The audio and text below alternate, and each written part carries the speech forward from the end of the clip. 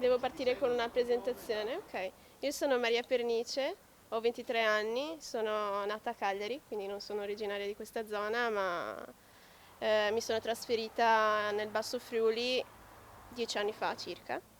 E attualmente studio architettura all'Università IUAV di Venezia e come altre attività, ad esempio, sto seguendo un corso di teatro. Io non bevo tantissimo, solo in occasioni speciali, quindi se devo bere lo faccio solo se so che è qualcosa di veramente buono. Quindi non prendo tutto, ma solo le cose più buone. Amo il territorio, amo le colline di Conegliano e di Valdobbiadene e amo questo vino.